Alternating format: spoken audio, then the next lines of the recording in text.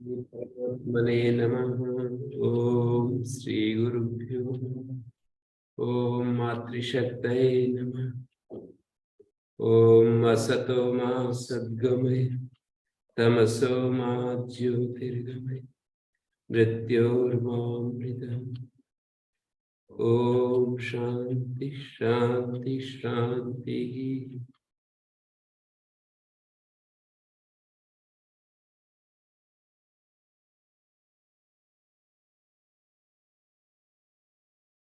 तो हमारा ये पाठ चल रहा है, 7वीं कक्षा है ये। तो इस 7वीं कक्षा को आगे बढ़ाते हैं। इत संज्ञा प्रकरण हम कर रहे थे। उपदेशे अज अनुनासिकित, उपदेश में अनुनासिक अच की इत संज्ञा होती है। हलंत्यम, उपदेश में अंतिम हल की इत संज्ञा होती है। न विभक्तो तुष्मा, उपदेश में अंतिम हल विभक्ति में विद्यमान हो तो इत संज्ञा नहीं होती। न विभक्तो तुष्मा, विभक्ति में यदि अंतिम हल हो तो इत संज्ञा नहीं होती। विभक्ति का मतलब सुऔजस अमोट्सस टाभ्याम भिस गेभ्याम भ्यस गसीभ्याम भ्यस गस ओ साम गे ओ सु। ये जो 21 प्रत्यय हैं इनको विभक्ति कहते हैं। और तिप्त जी सिप्त स्थामि वस मस्ता ताम था सा थाम ध्वम वीट वही मही, इन 18 प्रत्ययों को विभक्ति कहते हैं। तो विभक्ति में वर्तमान जो अंतिम हल उसकी संज्ञा नहीं होती। तकार सकार और मकार। हाँ, तवर्ग सकार मकार ये और जोड़ देना। विभक्ति में वर्तमान अंतिम हल तवर्ग सकार मकार हो तो इत संज्ञा नहीं होती। तवर्ग सकार मकार, जैसे विभक्ति में ये विद्यमान है औ, तय और ये और सुख और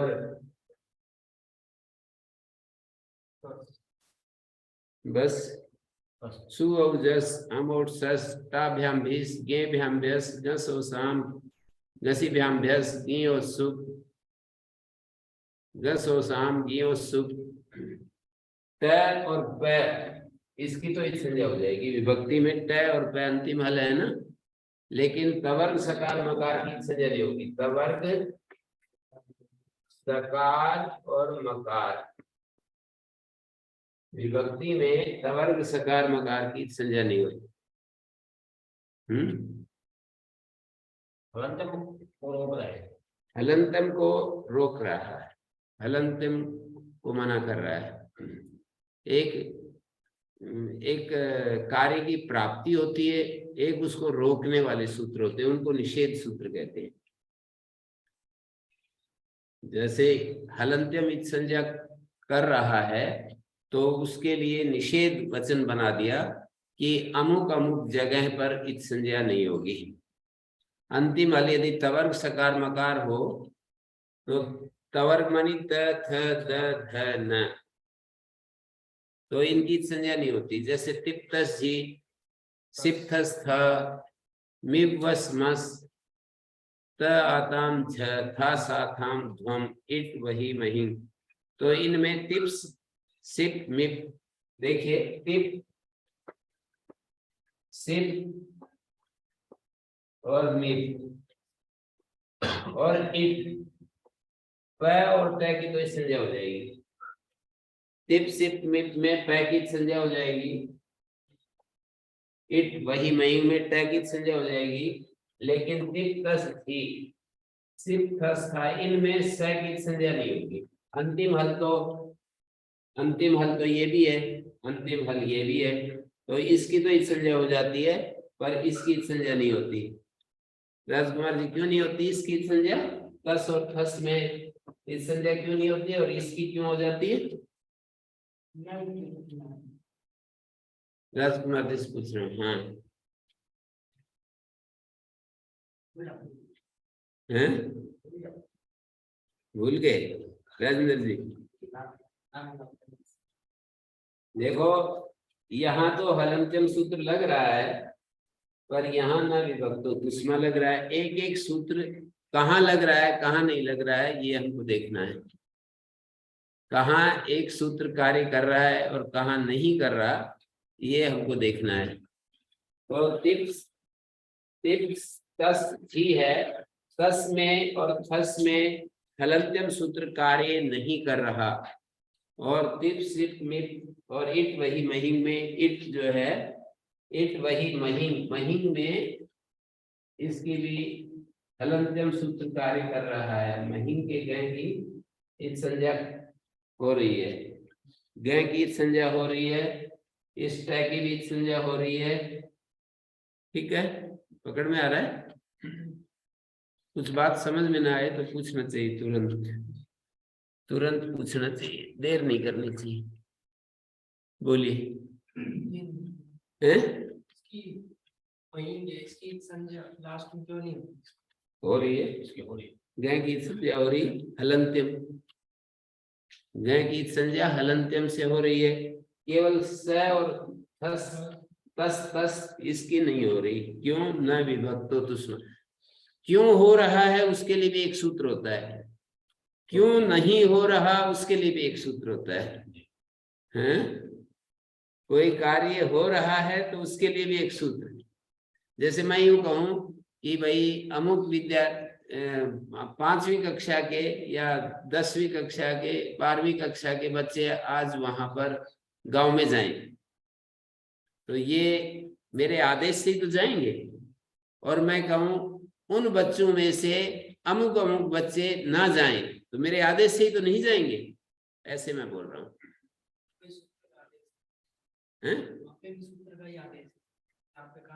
कार्य हो रहा है, वो सूत्र कार्य कर रहा है। कार्य नहीं हो रहा है तो सूत्र कार्य होने से रोक रहा है। जैसे मैंने अपना उदाहरण दिया कि मैं कहूं कि ये जो अष्टाध्यायी प्रवेश वाली कक्षा है आज गांव में भोजन करने के लिए जाएगी, तो मेरे आदेश से जा रही है, अपने आप नहीं जा सकते हो। समझ गए? मैं यदि गुरुकुल के अंदर रहना है, व्यवस्था माननी है, गुरुकुल में ढंग से जीना है, तो फिर मैं जैसे कहूंगा वैसे ही करोगे ना। तो मेरे आदेश से आप जा रहे हो हैं। मैं यूं कहूं कि ये सभी बच्चे आजकल इंटरनेट पर बहुत सुविधाएं होती हैं, वो सभी बच्चे इंटरनेट का प्रयोग करेंगे, मोबाइल का प्रयोग करेंगे, लैपटॉप का प्रयोग करेंगे, तो मेरे आदेश से ही करेंगे ना। और मैं उन्हीं में मैं ये बोल दूं कि नहीं भाई अमुक अमुक बच्चे, प्रिंस नाम का बच्चा मोबाइल का प्रयोग नहीं करेगा, तो मेरे आदेश से ही तो नहीं करेगा। ऐसे थोड़ी है कि वहां वो जो नहीं कर रहा है वो उसको आदेश नहीं मिल रहा। प्रिंस और अजय नाम का बच्चा जो है ना, वो मोबाइल का प्रयोग नहीं करेगा, ऐसा यदि मैंने कह दिया तो क्या होगा? नहीं करेगा, मेरा आदेश है, नहीं करेंगे। और बाकी बच्चे कर सकते हैं, ये बाकी बच्चों को प्रयोग करना है, ऐसा मैंने आदेश दिया। कर सकते हैं नहीं कह रहा हूं, बाकी बच्चों को मोबाइल का प्रयोग करना है तो मेरे आदेश से ही तो कर रहे हैं। तो इस तरह से यहाँ पर हलंत्यम ने कहा इत संज्ञा हो जाए, न विभक्तो तुष्मा ने कहा नहीं हो। शायद आप भूलोगे नहीं ना, उदाहरण मैंने दे दिया सही है। ये देख क्या रहा है? बोल, समझ में आया या नहीं आया? ऐसे देख रहा है जैसे कुछ आए नहीं, इतनी अच्छे से तो बता दिया। नहीं आया तो दो सूत्र है, एक कह रहे थे करने से ये नियम है, करने वाला पहले कहेगा और मना करने वाला बाद में आएगा, तब तो ही उसकी बात मानी जाएगी। हाँ, वो तो ऐसे ही होता है, विधि पूर्वक निषेध होता है। करने वाला पहले होता है और फिर निषेध करने वाला बाद में निषेध करता है। कोई कार्य जो है ना, पहले करने वाला आता है फिर निषेध करने वाला आता है। निषेध अपने ढंग, पहले निषेध थोड़ी होता है।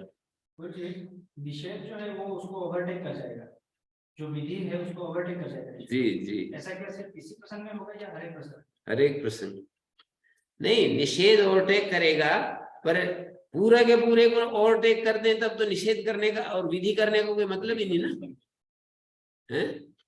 जितना एरिया विधि का है उतना ही एरिया निषेध का भी हो जाए तो फिर विधि का क्या मतलब? विधि थोड़ा ज्यादा है क्षेत्र, उसमें से कुछ को पकड़ करके कह रहे हैं कि ये काम ये नहीं करेंगे, हैं? समझ में आया? क्यों जी, आप भी ऐसे ही समझे हो?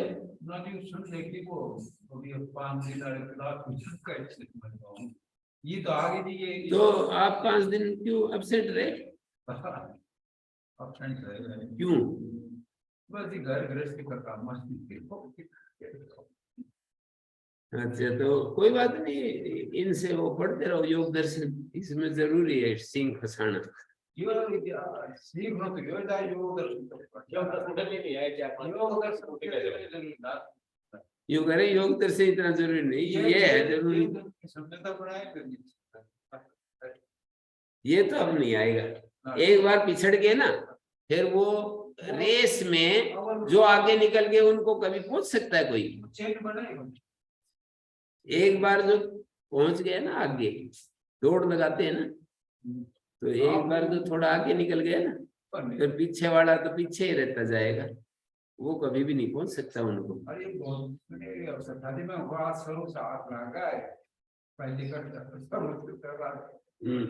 खैर इसमें यूट्यूब पर है सारी कक्षाएं, आप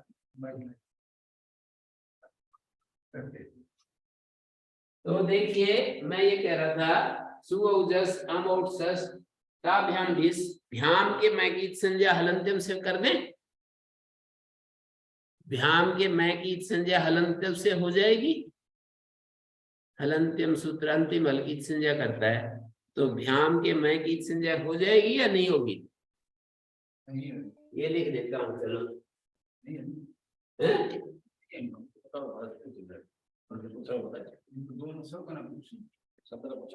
इससे पूछो वही उत्तर देगा। हाथ खड़ा कर लिया करो। हाँ ये बोलिए, भ्याम पूरे की संज्ञा कर सकते हैं क्या? पूरे भ्याम की संज्ञा कर सकते हैं? क्यों? क्यों जी अजय जी, किसकी संज्ञा होगी?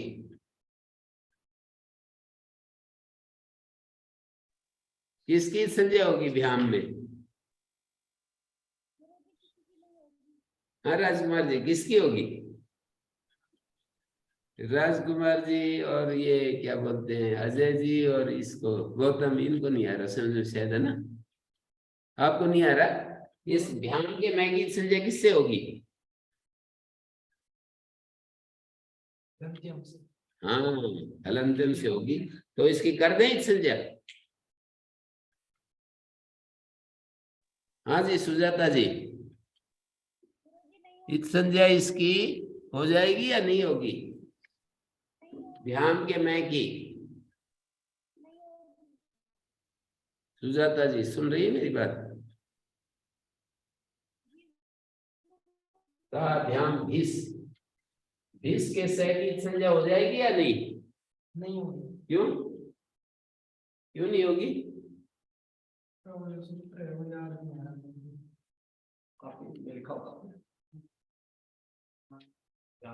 लिखो नहीं तो कैसे बताया था उसमें जो बोला जा रहा है, मैं भी बता रहा हूं इसको बना कर दिया उसके अंदर वो कार्य अपने जो बता रहा है उसके चलते इसकी नहीं होगी संज्ञा सौ की हाँ स की संज्ञा नहीं होगी है? मैं की नहीं होगी।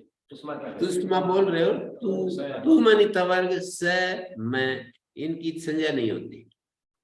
तुष्मा का क्या है? तुष्मा का मतलब ये न स और मैं, इनकी पूरे की संज्ञा नहीं। अंतिम हल के रूप में यदि मिले तो अंतिम हल स की भी नहीं होगी, मैं की भी नहीं होगी। याद करो ना, तुष्मा, तुष्मा का मतलब तवर्ग सकार मकार की संज्ञा नहीं होगी। हाँ जी क्या पूछ रहे हैं? मैं पूछ रहा हूँ ये भी कह सकते हैं कि हलंत्यम से जिस वर्ण की संज्ञा हो रही थी उसकी कुसुमा ने ये नवी भक्तों को कुसुमा ने मना कर दिया। इनके विरोध और हम कौन से अंग्रेजी में बोल रहे थे?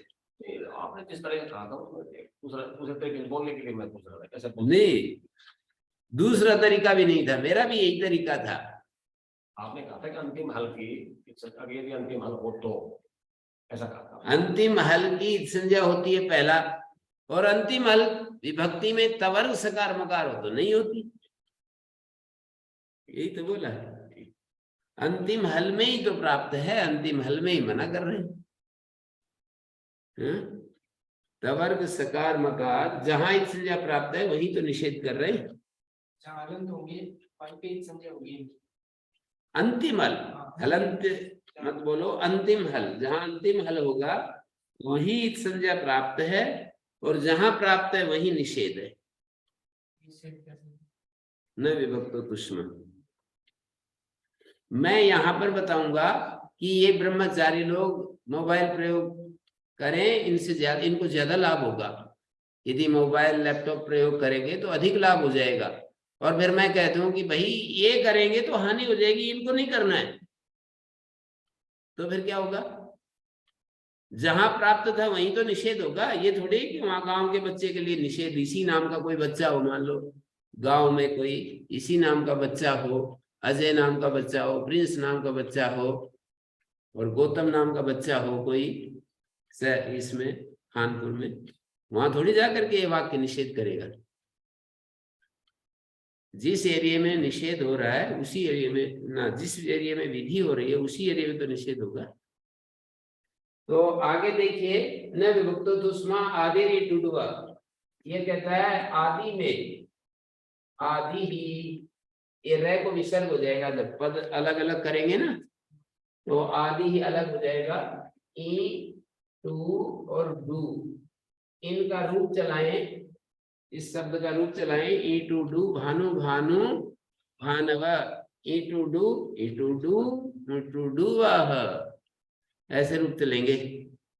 तो ई टू और डू की संज्ञा नहीं होती, क्या होती है? आदि में यदि ई टू डू हो तो एक संज्ञा हो जाती है। आदि में ई टू डू, चार चीजें हमें एक संज्ञा के लिए देखनी होती हैं: प्रकृति, प्रत्यय, आगम, आदेश। इस संज्ञा जहां होती है वो चार चीजें मिलेंगी: प्रकृति, प्रत्यय और आगम, आदेश।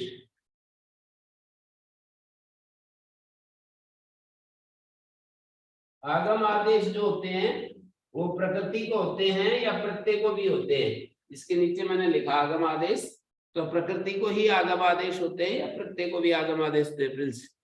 प्रत्यय को भी होते हैं राजेंद्र, प्रत्यय को भी आगम आदेश होते हैं ना। आगम कितने प्रकार के होते हैं राजेंद्र? कितने प्रकार के होते हैं? 3 प्रकार के। हाँ, 3 प्रकार के। कौन कौन से? टिट, कित, मित। शाबाश। और आदेश कितने प्रकार के होते हैं? 2 प्रकार के। कौन कौन से? हित और नित। हाँ, गित। और ये तो इत को लेकर के, इत संज्ञक को लेकर के आदेश बताए। वैसे आदेश के और भी प्रकार हैं, एक अल आदेश, 5 प्रकार है आदेश, गुरुजी। ये भी होते हैं आदेश। एक अल वाला आदेश और अनेक अल वाला आदेश, ये भी आदेश होते हैं। ठीक है। और एक आदेश पंचमी से उत्तर को जब कोई कार्य करते हैं तो वहां भी एक अल वाला आदेश 2 जगह होता है। एक अल वाला आदेश आदि में होता है, एक अल वाला आदेश अंत में होता है। एक अल वाला आदेश ही कहीं तो आदि में होता है, कहीं अंत में होता है, पर ये आदि में और अंत में अलग अलग जगह होता है। जैसे ईद आशा सूत्र है, ईद आसह, तो यहाँ आस का पंचमी विभक्ति है यहाँ आशय में, और पंचमी का अर्थ क्या होता है व्याकरण में? आस से उत्तर अर्थ होता है। ऊपर से आन की अनुवृत्ति आ रही है, आस से उत्तर, आन को ई होता है, अब ये आन को जो ई होगा वो आ के स्थान में ई बैठेगा। आस, देखो आस और आगे आन, आस प्रकृति है और आन प्रत्यय है। अब इस प्रत्यय को ई आदेश कर रहे हैं, तो यह अंतिम अल को नहीं होगा, ये ई, ये आदि अल को होगा। अंतिम अल का मतलब अंतिम वर्ण, और आदि अल मानी आदि वर्ण, अल मानी वर्ण। जो अक्षर हैं सारे अक्षरों को अल भी कहते हैं, अक्षर को अल कहते हैं, वर्ण कहते हैं, तीनों पर्यायवाची शब्द हैं। अल कह लीजिए, वर्ण कह लीजिए, अक्षर कह लीजिए, हैं? तो आस से उत्तर आन को ई होता है, तो यहाँ आदि अल के स्थान में ई होगा, तो ईन बन गया और रूप शब्द क्या बना? आसीन। वह व्यक्ति मंच पर आसीन था, मैं जब वहां पर गया तो वह व्यक्ति मंच पर आसीन था। सकार रहेगा, हैं? सकार रहेगा, कहाँ है सकार? ये उपदेश का नहीं, अलग सकार है। ये उपदेश का नहीं। उपदेश में नहीं है, सारी चीजें याद रखनी पड़ेंगी। उपदेश में भी होना चाहिए, अंतिम हल होना चाहिए। उपदेश में अंतिम हल नहीं है, ये आस ऐसा है उपदेश में। जब जो उपदेश में अंतिम हल होगा उसका नहीं होगा, इसकी ही हो। उपदेश में अंतिम हल की संज्ञा होगी, पर अंतिम हल विभक्ति में यदि होगा तब सकार मकार। अब देखो पकड़ में आया, विभक्ति में यदि होगा तो मना होगा, वैसे थोड़ी मना होगा। उपदेश में जैसे मान लीजिए घस प्रत्यय है, उपदेश में तो है, लेकिन विभक्ति नहीं, और छस प्रत्यय है, विभक्ति में तो नहीं है ये, तो इसके स की हलंत्यम से संज्ञा हो जाएगी। घस प्रत्यय, छस प्रत्यय, इसकी संज्ञा सकार कह जाएगी। हैं? इसकी संज्ञा क्यों नहीं होगी? सूत हम हैं आज्ञाकारी, हमें अष्टाध्यायी पढ़ने वालों को आज्ञाकारी बन करके जीना होता है। जो अष्टाध्यायी पढ़ता है उसको आज्ञाकारी बनना पड़ता है। तो सूत्र हमको कहते रहते ये काम करो, ये मत करो, ये करो, ये मत करो, तो हम जो है वैसे ही करते रहते हैं, सुनते रहते हैं हम सूत्रों की बातें, और हम वही काम करते रहते हैं, और नहीं मना करते हैं तो नहीं करते हैं। संसार में जो वहां पर जो पढ़ते हैं ना स्कूल कॉलेज में, वो अपने मनमाजी का क्या करते हैं, अष्टाध्यायी पढ़ने वाले तो आज्ञाकारी होते हैं। वो तो सूत्रों के आदेशों को मानते मानते जीवन का आदेश भी स्वीकार करने लगते हैं, फिर कि भगवान ने क्या कह रहे हैं, गुरुजन क्या कहते हैं, माता पिता क्या कहते हैं, ऐसे बड़ों की बात सुनते हैं वो और उसको पालन करते हैं। ये मतलब है, हैं?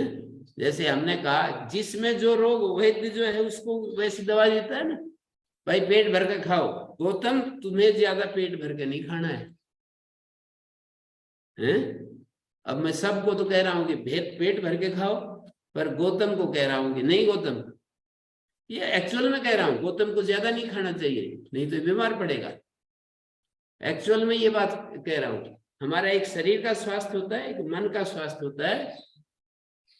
तो ये कोई एक मोबाइल को देख करके उसका मन बिगड़ेगा, और किसी के मोबाइल देखने से मन और ज्यादा अपलिफ्ट होगा। उसका सामर्थ्य अलग है, उसका सामर्थ्य अलग है। तुम यदि इस आदेश को पालन नहीं करोगे तो क्या होगा? वाक्य पर बोलो, पूरा करो। पेट खराब नहीं, शरीर खराब हो जाएगा।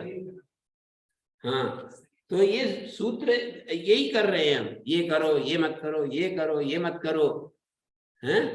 तो उसको करना पड़ता है, हमारे को फॉलो करना पड़ता है नियम का, हैं?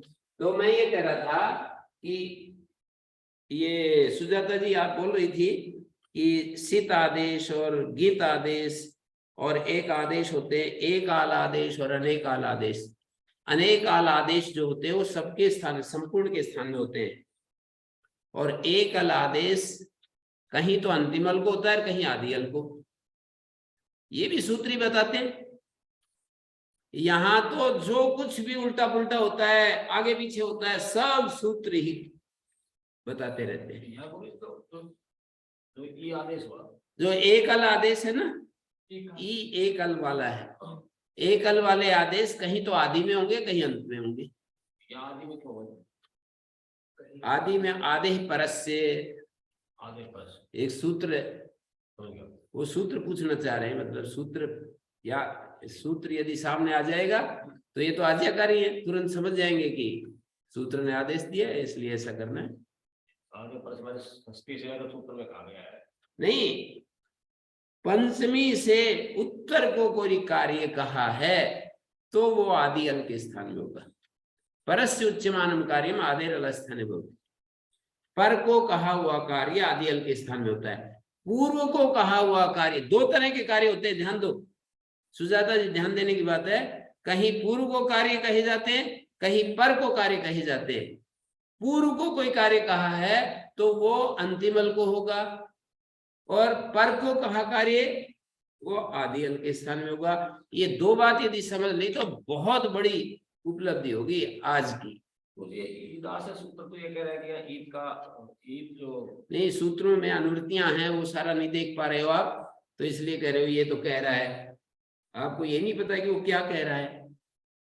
वो ऊपर से अनुवृत्तियां रहती है ना सूत्रों में, अनुवृत्ति आती है ऊपर, दूसरे सूत्र के लिए तो सूत्र अलग कितना कितना बड़ा हो जाता है ना, छोटा सा दिखता है ईद आशा, ऊपर से आने की अनुवृत्ति आ रही है और परिभाषाएं भी जाकर के मिल जाती हैं।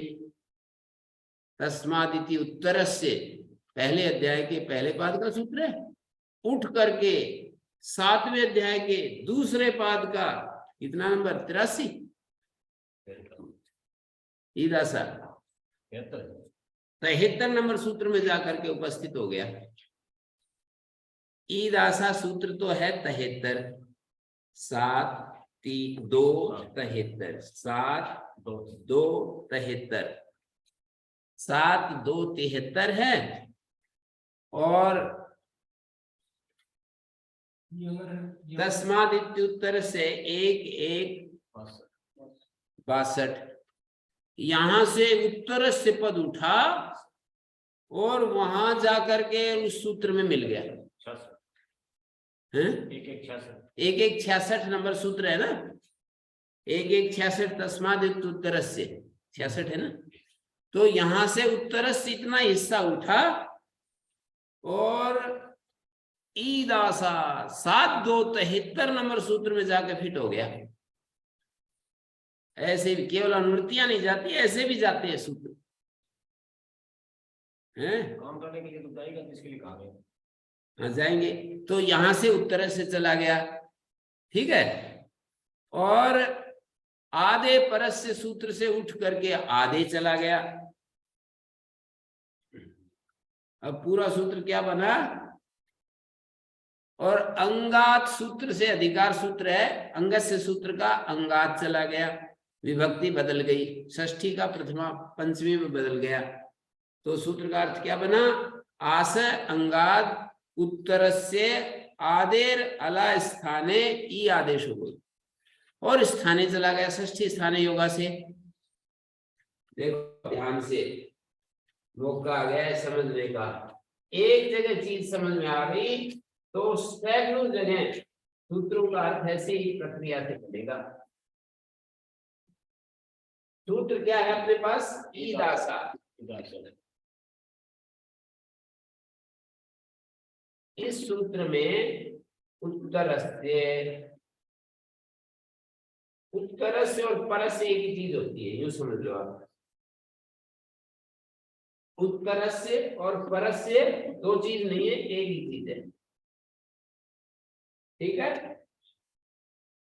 उत्तरस्य का पर्याय शब्द परस्य है, और इसमें आधी अनुवृत्ति आ गई, और इसमें षष्ठी स्थाने होगा सूत्र से स्थाने आ गया,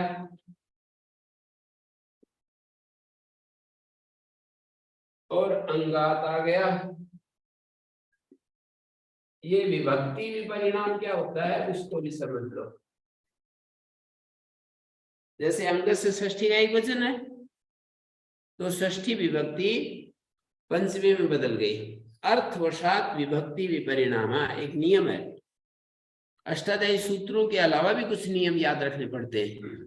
केवल अष्टाध्यायी नियमों से काम नहीं चलता, कुछ और भी नियम है जो याद रखने पड़ते हैं। कुछ वार्तिक है, लगभग ऐसे तो 8000 वार्तिक है, पर 1-2 हजार तो हो ही जाते हैं याद रखने के लिए। 1000 वार्तिक तो कम से कम याद रखनी पड़ेगी।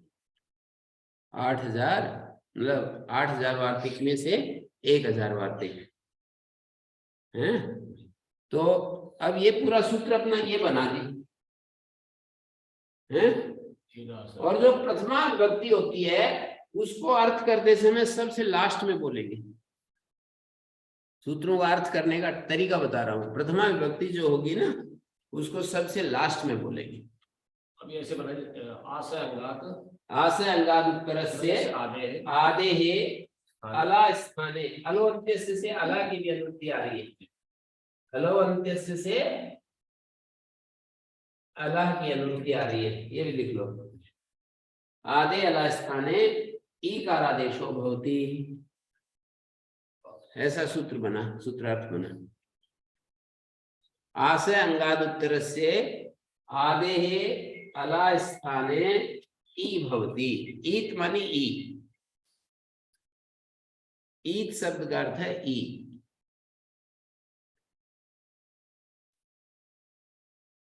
हाँ जी सुजाता जी, बहुत इंपॉर्टेंट चीज बताई है मैंने, समझ में आया है नहीं आपको? जी फोन पर गुरुजी। इस पर दूरभाष पर आप एक बार तो बोलते हैं, एक बार चुप हो जाते हैं, बोलते रहिए। गुरुजी वो स्टार्टिंग में नेटवर्क की कुछ प्रॉब्लम आ रही थी। हाँ तो आप समझ में आया? हाँ जी। आस है अंगस्य का अंगार कैसे बन गया? तो एक नियम याद करो, अर्थवशात विभक्ति विपरिणाम है, इसको याद कर लो, लिख लो। अर्थवशात विभक्ति विपरिणाम है।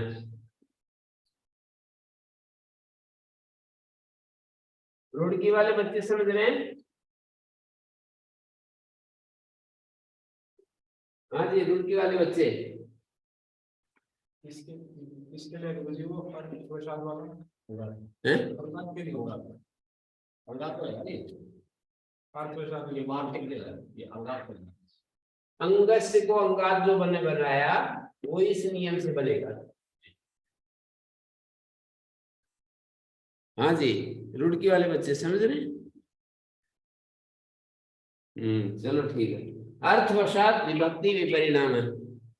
अर्थ के कारण, वशात माने के कारण, अर्थ के कारण विभक्ति परिवर्तित हो जाती है।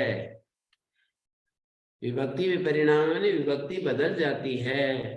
अर्थ के कारण, अर्थ के कारण विभक्ति चेंज हो जाती है, बदल जाती है। अर्थ षष्ठी का ना हो, पंचमी का हो तो पंचमी विभक्ति हो जाती है। विभक्ति के अनुसार अर्थ होगा।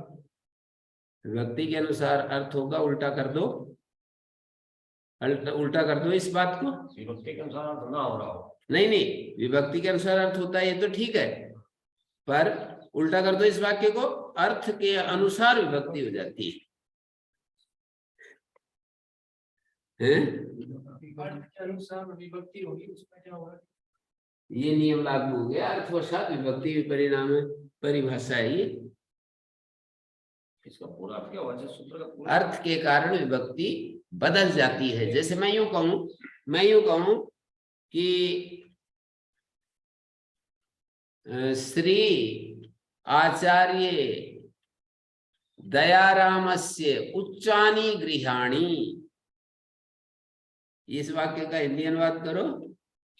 आचार्य दयारामस्य उच्चानि गृहाणि, ऊंचे ऊंचे घर है, बड़ी अट्टालिका है इनके पास। फिर दूसरा वाक्य बोला मैंने, आमंत्रयस्व एनम, दूसरा वाक्य बोला। तीसरा वाक्य बोला आढ्यो विधेय, ये 3 वाक्य बोले मैंने। तो पहले वाक्य में षष्ठी है ना, दयारामस्य, दूसरे वाक्य में आमंत्रयस्व एनम, तो दयाराम से थोड़ी रहेगा, दयारामम ऐसा बन गया। फिर तीसरे वाक्य में बोला आढ्यो विधेय, कि ये आढ्य है और बड़ा आज्ञाकारी है, विधेय है, विद्वानों का आज्ञा पालन करने वाला है। तो तीसरे वाक्य में प्रथमा में बदल जाएगा दयाराम। दूसरे वाक्य में दयारामम और तीसरे वाक्य में दयाराम, ऐसा बन गया। कर्म में चला जाएगा और वहां शब्दार्थ चला जाएगा। विभक्ति बदलती जा रही है, एक जगह षष्ठी थी, दूसरे वाक्य में द्वितीया हो गई, तीसरे वाक्य में प्रथमा हो गई, अर्थवशात विभक्ति चेंज हुई है। ऐसे ही अंग से षष्ठी थी, इस सूत्र में अंगात बन गया है। इस सूत्र का पूरा अर्थ क्या पता है ना? आस अंगार, आस अंग से उत्तर, जी आस अंग से उत्तर आदि अल के स्थान में ई होता है। संस्कृत में बोलेंगे तो आशय अंगाद उत्तर से आदे अला स्थाने ई भवति। ई को इन्वर्टेड कोमाज में कर देना, ई भवति, ई इत्यादेशो भवति या ईद आदेशो भवति। ईत में जो तय लगा देते हैं ना, तो उसी को बोध कराने के लिए होता है ईत आदेशो भवति, मानी ई आदेश होता है। आसंग से उत्तर, आसंग से उत्तर, जैसे ये आसंग है और ये आन प्रत्यय है, तो इस आन प्रत्यय के आदि अल के स्थान में, इस आन प्रत्यय का आदि अल क्या है? आ है, आ के स्थान में ई हो गया तो आसीन बन गया। तो जब उत्तर को कार्य किया जाए, पर को कार्य किया जाए, तब तो आदि अल के स्थान में आदेश होता है। यदि पूर्व को कोई कार्य किया जाएगा तो अंतिम अल के स्थान में आदेश होता है। जैसे एक उदाहरण देता हूं, ये सब लिख लिया सबने, समझ में आया ये? हाँ सुजाता जी, जी लिख लिया। ये जो ये सूत्र है ना अपना 7273 नंबर सूत्र में, ये कहां से आया? उत्तर से बताओ जरा, उत्तर से पद कहां से आया? उस सूत्र में तो आगे पीछे है नहीं उत्तर से, ये कहां से जाकर के उपस्थित हो गया? कैसे आया? कहां से आया? और आधे ये कहां से आया? और अलय कहां से आया? और स्थाने कहां से आया? ये उत्तर देना पड़ेगा आपको। चंद्रा जी बताओगे? हाँ राजेंद्र जी, राजेंद्र जी बताओ। हाँ जी, समझ में नहीं। ये जो अलग अलग सूत्र बताए थे वो सूत्र से बोल दिए। हाँ ये, हाँ जी, ये बताओ सुजाता जी, कहाँ से आए ये पद? उत्तर से आदे, अलाह, स्थाने और अंगात, ये कहाँ से आए? ईद आशा में तो दो शब्द है, ईद आस, आस है। फिर ये अंगात कहाँ से आया? और उत्तर से कहाँ से आया? आदे, अलाह, स्थाने, ये गुरुजी कहाँ से आ जब गए? हाँ, उत्तर शुरुआत दीजिए। में, जब आदि में कोई आदेश आता है तो उत्तर से परस से आता है। नहीं नहीं नहीं, समझे नहीं इसका मतलब। मैंने, मेरा प्रश्न देखो क्या है और फिर उसके अनुसार उत्तर दो। मैंने कहा इस सूत्र में उत्तर से कहां से आया? उत्तर से और परस से तो एक ही चीज है, ये दो चीज नहीं है। उत्तर से कहां से आया, ये मैंने अर्थ लिखा है परस से इसका, तो ये दो चीज नहीं है। उत्तर से और परस से दो चीज नहीं है, एक ही है। ये मैंने अर्थ लिखा है। आदे कहां से आया, अलग कहां से आया, स्थाने कहां से आया, मेरा ये मतलब था। सूत्र में जो नहीं दिखाई दे रहा है, सूत्र में जो पद नहीं सुनाई पड़ रहा है, वो कहीं से न कहीं से आना चाहिए, उसको कहीं से न कहीं से आना चाहिए। ऐसा नहीं कि सुनाई नहीं पड़ रहा है और बस अचानक उत्पन्न हो गया, कहीं ना कहीं से आता है वो।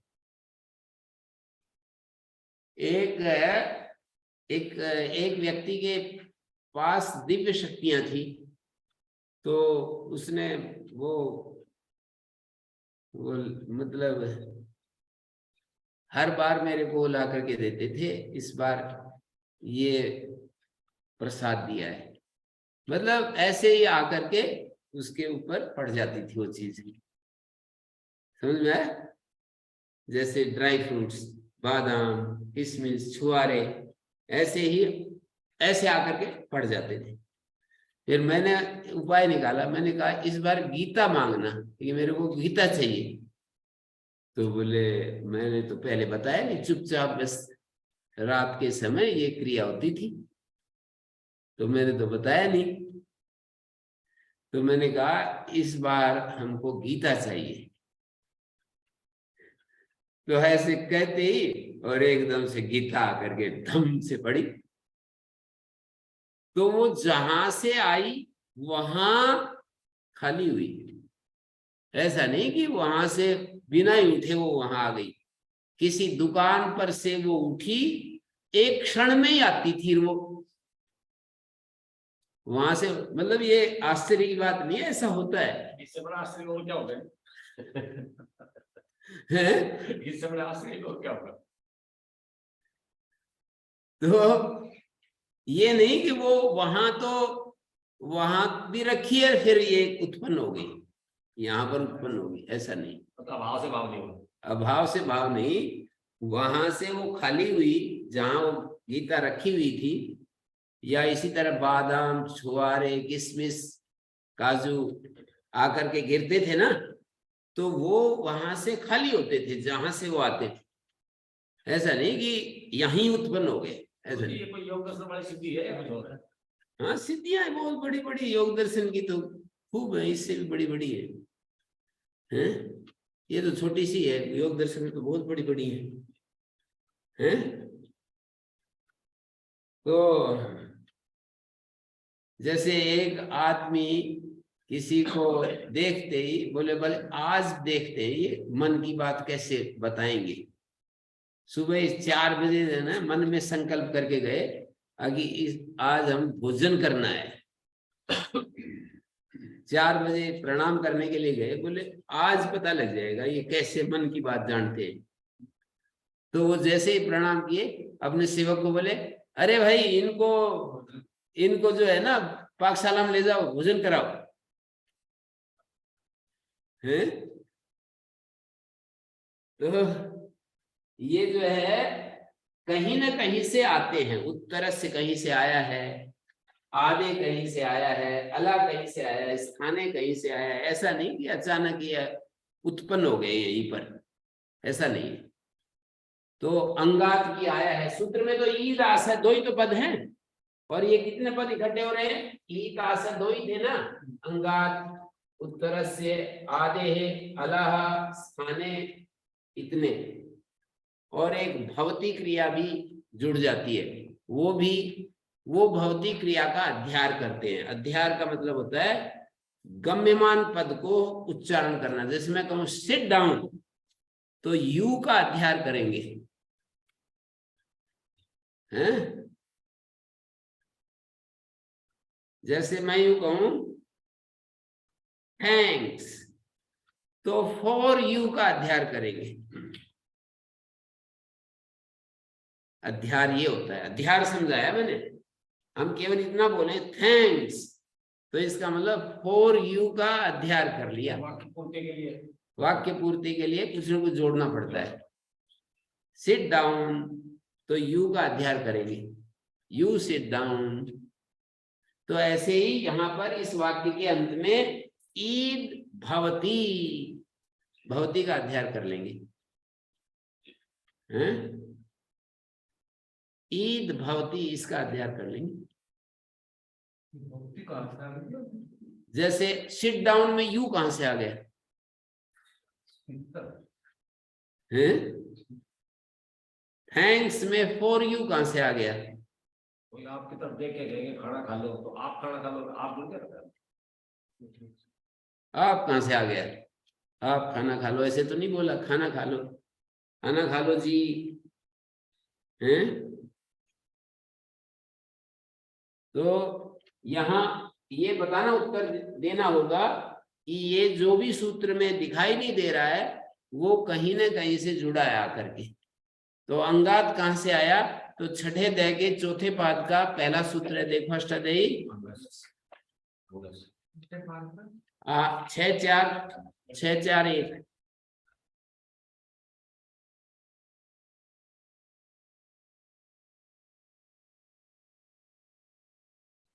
कईयों को पन्ने ही पढ़ते रहते हैं बहुत देर तक, पता ही नहीं चलता कहाँ से निकलेगा। देखो इतनी देर होगी इसको निकल नहीं पा रहा है। 6-4-1 इधर से उधर पन्ने पढ़ रहे हैं अभी भी।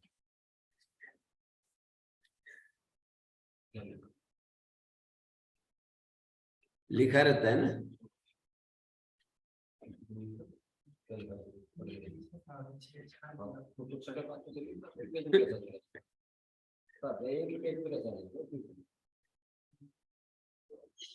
हाँ जी, तो 6-4-1 सूत्र में अंगस से ये इसकी अनुवृत्ति चलती है 7-4-97 तक। इसकी अनुवृत्ति जाएगी हर एक सूत्र में, अंगस से अंगस उपस्थित होता जाएगा। 97 नंबर सूत्र वहां तक ये अंगस से चलता जाएगा। लिखा भी होगा ना, तो दे रखी है, वो समझनी तो पड़ेगी। वहां तक ये सूत्र चलेगा कार्य मतलब सब सूत्रों में ये बोलेगा, सब सूत्रों में ये जुड़ेगा। यहाँ से लेकर वहां तक हाँ। 7 पाद के स्टार्ट, मतलब फर्स्ट जो 7वां 7वें पाद का 7वें अध्याय का चौथा पाद 47 सूत्र। फर्स्ट बोल रहा है, फर्स्ट। मतलब जो पहला सूत्र है वहां से लगा के, और ये 97 नंबर जो सूत्र बताया वहां तक कार्य करेगा। यहाँ से लेके यहीं से लेकर यहाँ से देखे 7वें अध्याय का 47 जब तक नहीं आएगा तब तक एक आप करता ही रहेगा। हर सूत्र में उपस्थित होगा। तो अंगस से ईदासा कितना नंबर सूत्र था? 7-2-73 था ना, 7-2-73 था ना। तो 7-2-73 में अंगस से थोड़ी अपना काम करना छोड़ेगा, वहां भी जाएगा।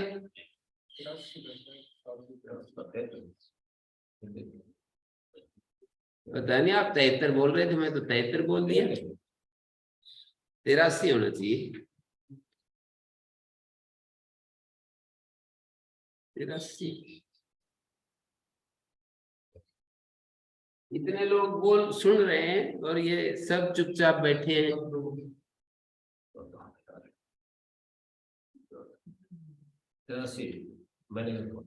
हैं? और ये दूसरे लोग सुनते चले जा रहे हैं, 73 मानते चले जा रहे हैं। कोई किसी ने शंका ही नहीं उठाई, कन्या गुरुकुल वाले बच्चे भी और ये सब भी। मैं 73 बोलता जा रहा हूँ और सारे चुपचाप दड़ खींच रहे हैं, दड़ मार रहे हैं। यहाँ तक आएगी इसके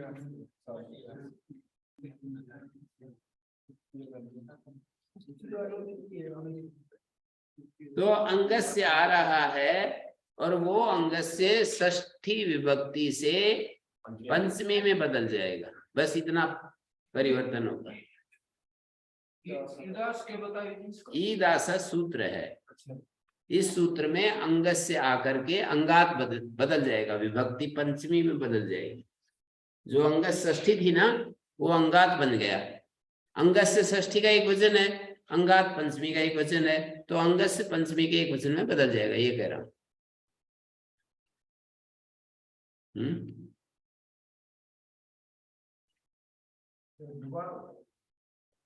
हाँ जी, बताओ एक बार। बताओ।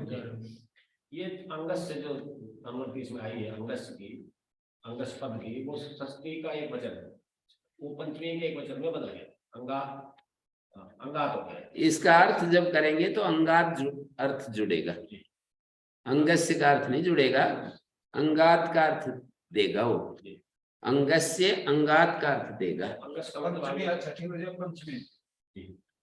अंगस का मतलब का, और यह जुड़ेगा अंग से। हाँ, अंग का अर्थ नहीं होगा, अंग से अर्थ होगा।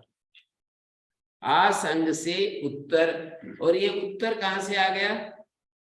आधे परस। ये सुजाता जी, उत्तर से कहां से आया? पहले अध्याय का पहला पाद निकालो।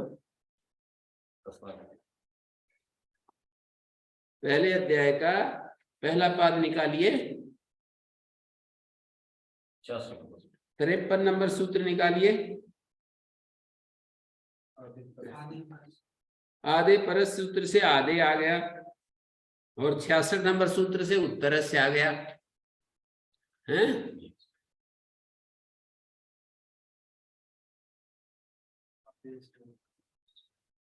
तस्माद् इति उत्तरस्य, यहां से उत्तर से आ गया और आधे परस्य से आधे आ गया और अलोअंत्य सूत्र 51 नंबर, वहां से अलय आ गया और 49 नंबर सूत्र नहीं, यहाँ षष्ठी स्थाने 48 नंबर सूत्र है, वहां से स्थाने आ गया। तो इस तरह से ये पूरा सूत्र बन गया। इसका अर्थ ये बना, आशा उत्तर आशा अंगाद उत्तरस्य आदे अला स्थाने ईद भवति है। इसको तो अच्छा समझ में आ गया है। हाँ जी राजेंद्र जी, समझ में आया? क्या बताया मैंने?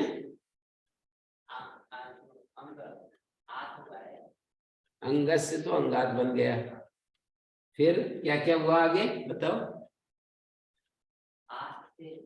नहीं नहीं, मैंने जो बताया वैसे नहीं बता रहे। ये तस्माद् इति उत्तरस्य से उत्तर से आ गया, आधे परस्य से आधे आ गया, अलोअंत्य से अलय आ गया, षष्ठी स्थान योगा से स्थाने आ गया और पूरा सूत्रार्थ बनेगा आशय अंगाद उत्तर से आधे अलय स्थाने ईद भवति। अब आपका प्रश्न ये बनेगा कि ये उत्तर से कैसे आया वहां से, तो ये उस सूत्र का अर्थ समझना पड़ेगा।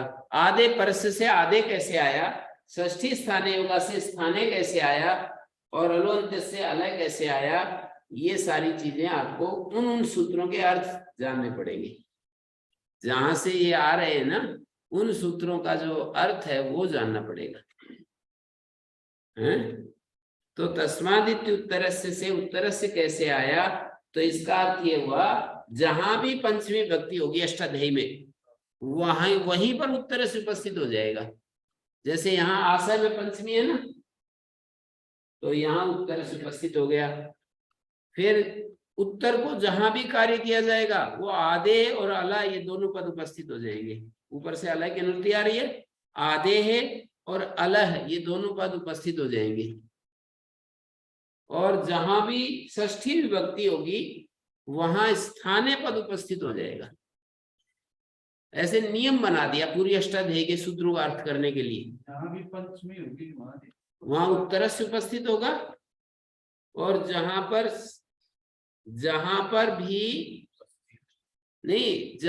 भी उसको कार्य किया जाएगा, उत्तर को कोई कार्य किया जाएगा, वहां आधे और अला उपस्थित हो जाएगा। उत्तर को जहां भी कोई कार्य किया जाएगा ना, जैसे यहाँ आज से उत्तर देखो, इधर पूर्व होता है, लेफ्ट साइड पूर्व होता है, राइट साइड उत्तर होता है। तो जहां भी उत्तर को कोई कार्य किया जाएगा वहां पर आधे अलह ये दोनों पद उपस्थित हो जाएंगे। और जहां भी षष्ठी विभक्ति का लेकर के कोई कार्य किया जाएगा, जैसे यहाँ पर षष्ठी विभक्ति है ना, उत्तरस्य आधे अला षष्ठी विभक्ति है ना, तो वहां स्थाने उपस्थित हो जाएगी।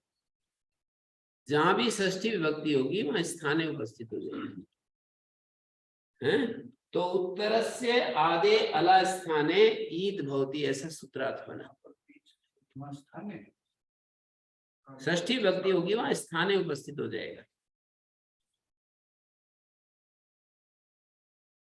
हाँ जी सुजाता जी, अब बोलिए, आपको ही तो पढ़ा रहा हूं मैं, आपको आईएएस में सेलेक्ट करवाना है। हाँ जी हैं? हाँ जी। तो बतलाओ अब जी, तो फिर बतलाओ। गुरुजी इसमें अंगस्थल का तो अंगात हो गया, षष्ठी से पंचमी विभक्ति। कैसे और हुआ? कैसे हुआ गुरुजी तो उससे अर्थ के कारण विभक्ति बदल जाती है, जो आपने अर्थवाद विभक्ति विप्रणात वो करवाया था उससे। अर्थवशात से। अर्थवशात विभक्ति विपरिणाम है, ये लिखा है मैंने। जी। फिर हाँ, उसके बोलिए। बाद उसके फिर बाद उसके बाद जहाँ पर पंचमी आती है वहां पर उत्तरस्य आ जाता है। ये सही बताया। जहां पंचमी विभक्ति हो सूत्रों में, विधि सूत्रों में, जहां विधि सूत्रों में पंचमी विभक्ति हो तो वहां उत्तरस्य आ जाता है। कहां से आएगा ये? कहां से आएगा? 1166 से। तस्माद इत्युत्तरस्य से उठ करके वहां आ गया 8283 नंबर सूत्र में। 7283 नंबर सूत्र में उत्तर से आ गया, उठ करके और आएगा। हैं? जहाँ पर उत्तरस्य आ जाता है उधर आदे और अला हो जाता है, वही आदेश हो जाता है। नहीं नहीं, ऐसे बोलो, जहां उत्तरस्य कार्य, उत्तर को कोई भी कार्य किया जाएगा वहां आदे और अला भी उपस्थित हो जाएगा। उसके जी। साथ जहां उत्तर को कार्य किया जाएगा वहां आदे और अला भी उपस्थित हो जाएगा। ये एक अगली बात बताई आपने।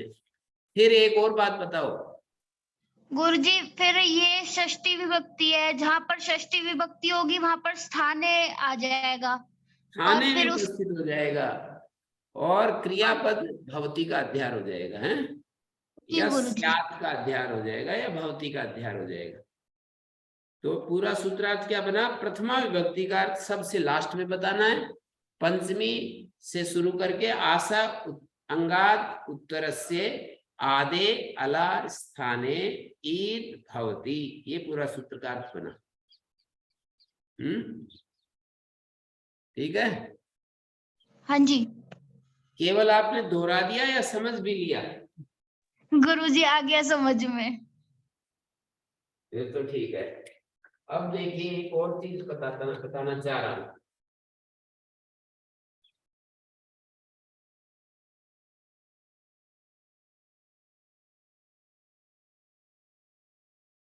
जैसे इको यणची है, इका षष्ठी है, यण प्रथमा है और अची सप्तमी है। जहां सप्तमी विभक्ति होती है तो वहां 65 एक 65 नंबर सूत्र देखो अष्टाध्यायी निकाल कर। जहां कहीं अष्टाध्यायी में सप्तमी विभक्ति से निर्देश करके कार्य किया जाए, जहां अष्टाध्यायी में सप्तमी विभक्ति को विधि सूत्रों में, जहां विधि सूत्रों में 6 प्रकार के सूत्र है ना, तो जहां विधि सूत्रों में सप्तमी विभक्ति को पकड़ करके कार्य किया जाए तो वहां पूर्वस्य उपस्थित हो जाता है। अष्टाध्यायी में जो 4000 सूत्र हैं उनमें विधि सूत्र जो हैं, हजारों सूत्र हैं, उन सूत्रों में जहां सप्तमी विभक्ति होगी और उस सप्तमी विभक्ति को पकड़ करके कोई कार्य किया जाएगा तो वहां उस सूत्र में पूर्वस्य उपस्थित हो जाएगा। हैं? क्या बताया? सप्तमी विभक्ति हो तो वहां पूर्वस्य उपस्थित। जैसे पंचमी थी तो क्या उपस्थित होता था? उत्तरस्य उपस्थित। और यदि सप्तमी विभक्ति हो तो पूर्वस्य उपस्थित होगा, और षष्ठी विभक्ति हो तो स्थानीय उपस्थित होगा, और प्रथमा विभक्ति हो तो भवती अध्यार कर लेंगे। तो सूत्र का अर्थ ये बना, अचि पूर्वस्य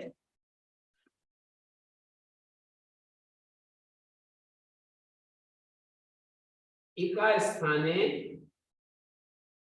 यण भवति।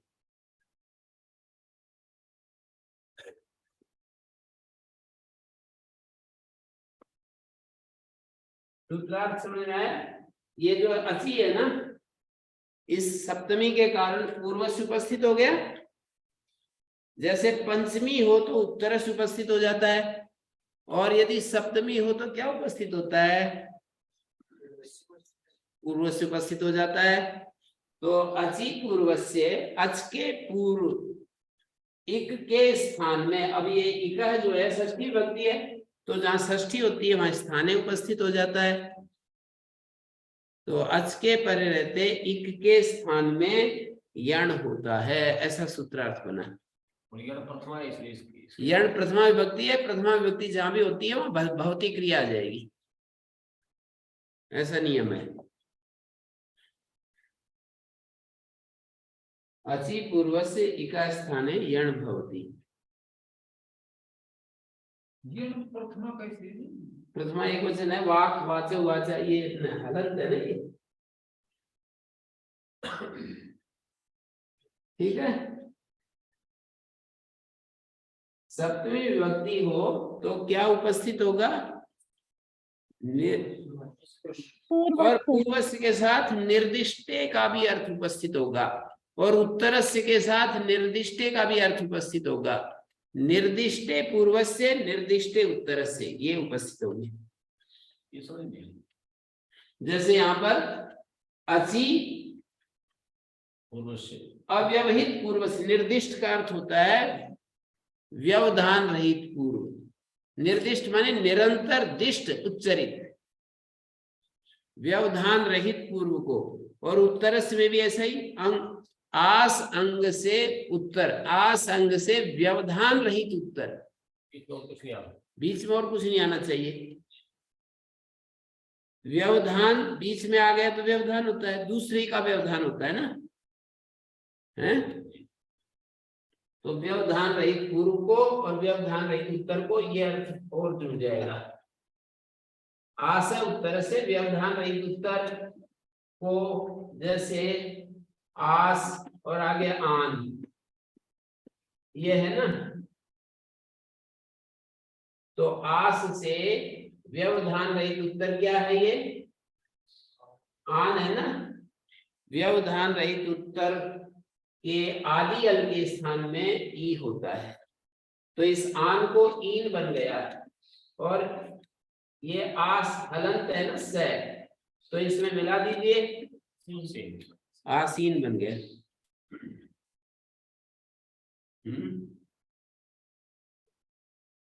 इतने सूत्र मैंने पढ़ा दिए आज।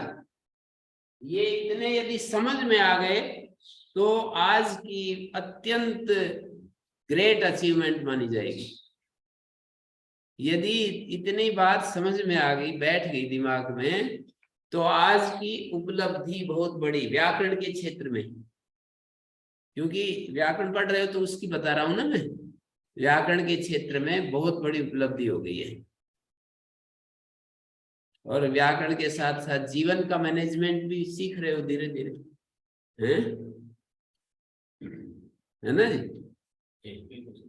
आज्ञाकारी बनने की बात जो मैंने बताई, तो जीवन का मैनेजमेंट भी सीख रहे हैं ना। तो जीवन फिर निर्भर हो जाता है, हल्का हो जाता है। गुरुजी मेरा एक प्रश्न था। हाँ बोलिए, बिल्कुल, यही तो मैं चाहता रहता हूँ। हाँ गुरुजी वो पिछली क्लास में आपने टित और गित पढ़ाए थे, वो लकार। हाँ बोलिए। तो फिर उसमें 6 तो टित बताए थे और 4 नित बताए थे, और विधिलिंग और आश्रलिंग। अच्छा ठीक है, देखो तो गुरुजी आपने कहा था कि टोटल 11 होते हैं। हाँ 11 हो गए ना। 6 लकार तो 6 लकार हैं टित, और 4 लकार हैं गित।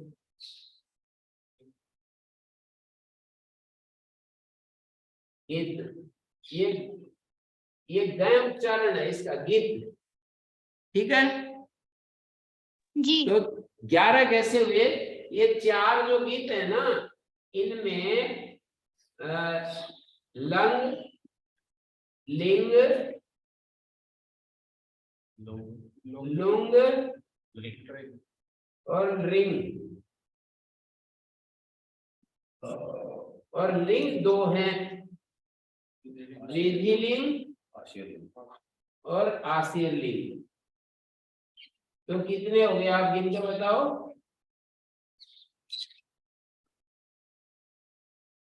कितने हुए, गिन के बताओ सुजाता जी। तो 12 होने चाहिए फिर। 12 कैसे होंगे? लिंग 2 बताए ना, लिंग को आप अलग से कैसे गिन रही है? नहीं गुरुजी, 6 तो टित हो गए। हाँ और ये 4 नित हो गए, तो ये तो 10 हो गए, और 2 विधिलिंग और आश्रलिंग तो 12 हुए ना। लिंग में से दो है। लिंग के ही 2 विभाग किए है ना हमने। लिंग को आप अलग भी गिन लिया और विधिलिंग आश्रलिंग को भी गिन लिया। अच्छा ठीक है, आ गया समझ। हाँ, अभी मैंने एक दिन विकर्ण प्रत्ययों का सिस्टम बताया था, वो पाठ याद है? विकर्ण प्रत्ययों का सिस्टम बताया था, वो पाठ याद है आप लोगों को? देखिए, लट लोट लंग विधिलिंग में तो अलग अलग मैंने बता दिया था उस दिन, बाकी बचे लकारों में आज बता रहा हूं। लट लोट लंग विधिलिंग में तो पहले बता दिया था, बाकी का आज बता रहा हूं। लट लोट लंग विधिलिंग को छोड़ दीजिए, लिट और मैं इधर लिख रहा हूं लिट और आशीर्लिंग।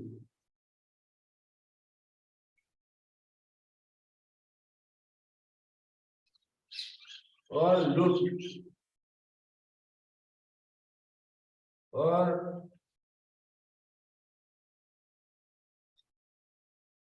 लिट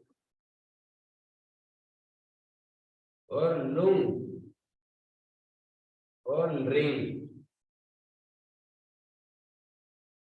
कितने लकार हो गए कुल, गिन कर बताओ। नहीं, लट लोट लंग विधिलिंग 10 और एक लेट छूट गया है, एक लेट लकार है, लेट यहाँ लिख देता हूं, 11 हो गए ना अब। तो इन विकर्ण इन लकारों के विकर्ण को बताता हूं। लिट में कोई विकर्ण नहीं होता, आशीर्लिंग में कोई विकर्ण नहीं होता है, और लुट में से विकर्ण होता है, से। और लिट में नहीं, लुट में कास होता है, लुट में कास होता है, और लिट में से होता है, और लुंग में कई विकर्ण होते हैं। लुंग में कई होते हैं, सामान्य रूप से चली होता है, और उसके स्थान में अलग अलग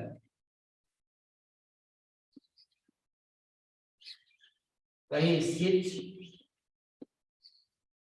कहीं कसर, कहीं चंग, कहीं अंग और कहीं चिड़। ये लीजिए, और रिंग में से होता है और लेट में सिप होता है।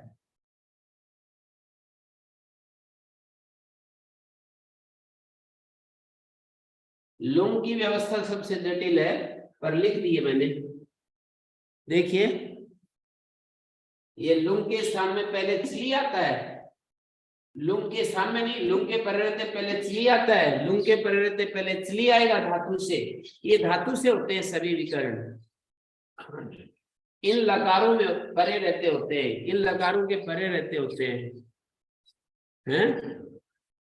वो आ गए क्या नवीन जी? हैं? अच्छा ठीक है। तो देखिए, लिट और आशीर्लिंग में कोई विकर्ण नहीं होता है? और लुंग लकार में, लुट लकार में तास विकर्ण होता है, लिट लकार में से विकर्ण, और लुंग लकार के परे रहते, ये सारे इन लकारों के परे रहते व्यवस्था होती है विकर्णों की, परे रहते विकर्ण होते हैं। तो लुट लकार के परे रहते धातु से कौन सा विकर्ण आएगा? तास। लिट लकार के परे रहते धातु से विकर्ण आएगा। से विकर्ण 2 लकारों में आता है, लिट में और देखिए लिंग में। लिट के परे रहते धातु से विकर्ण पठिष्यति पठिष्यता पठिष्यन्ति, पठिष्यति पठिष्यता पठिष्यन्ति, पास्यति पास्यता पास्यन्ति। इसमें लिट के परे रहने से क्या तात्पर्य है?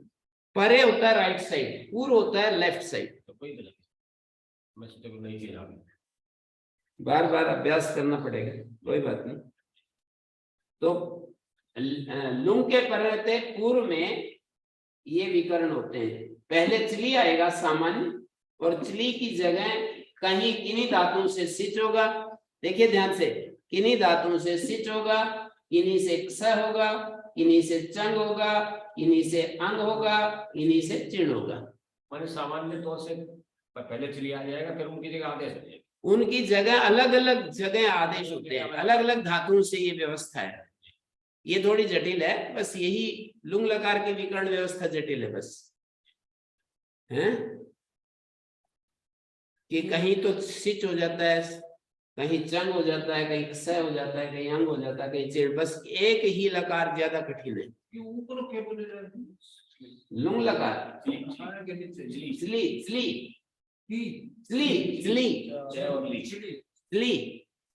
और लिंग लकार में से विकर्ण होता है और लेट लकार में सिप विकर्ण होता है। लेट और आस्तीन लिंग में कोई विकर्ण प्रत्यय नहीं होता है, हैं? लेट और आस्तीन लिंग में कोई विकर्ण प्रत्यय नहीं होता है। ठीक है, इतनी बात समझ में आई? जी गुरुजी। मैंने लट लोट लंग विधिलिंग में विकर्ण व्यवस्था बताई थी, वो लिख ली थी आप लोगों ने? लट लोट लंग विधिलिंग अलग अलग गणों में विकर्ण व्यवस्था बताई थी, वो लिखी जी थी। जी भुआदि गण में शप, अदादि गण में लुक विकर्ण, जोत्यादि गण में श्लू विकर्ण, तिवादि गण में स्यन विकर्ण, स्वादि गण में स्नु विकर्ण, तुदादि गण में श विकर्ण, रुधादि गण में स्नम विकर्ण, तनादि गण में उ विकर्ण, क्रियादि गण में स्ना विकर्ण, और प्रत्यांत धातु से लट लोट लंग विधिलिंग में क्या विकर्ण होगा? शप। शप विकर्ण होगा। प्रत्यांत धातु में लट लोट लंग विधिलिंग में शप विकर्ण होगा, है? प्रत्यांत धातु, प्रत्यांत धातु होती है, कोई सनंत धातु होती है, कोई यंगंत होती है, कोई निजंत होती है, कोई क्यज प्रत्यांत होती है। सनाद्यंता धातु से जिसकी धातु संज्ञा होती है वो प्रत्यांत धातु होती है। ये जो व्यवस्था की आपने अभी तो, और ये विकर्ण प्रत्यांत धातु में भी बिल्कुल ये व्यवस्था ऐसे ही है। ये सभी धातुओं में हो, ये तो सभी, चाहे प्रत्यांत हो चाहे धातु पाठ की धातु हो, ये तो सब में है। पर वहां पर भ्वादि अदादि आदि जो गण है ना, उसकी एक एक लट लोट लंग विधिलिंग में एक व्यवस्था है, और प्रत्यांत धातु की तो सभी में शप विकर्ण आता है। कोई भी प्रत्यांत धातु हो तो शप विकर्ण आता है।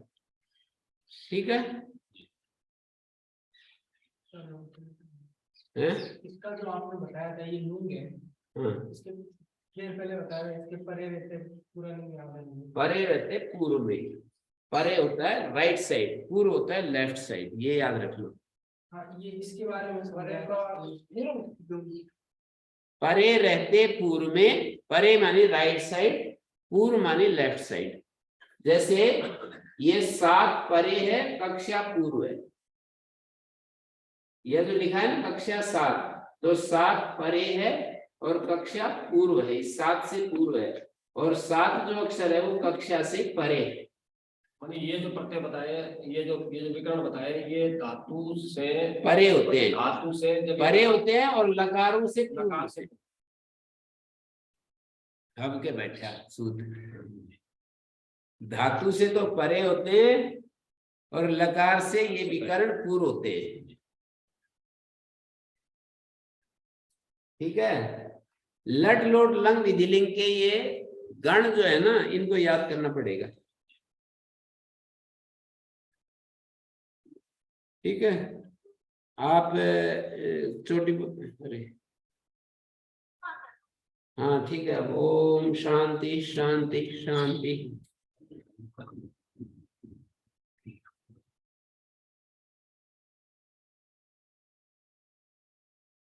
ओम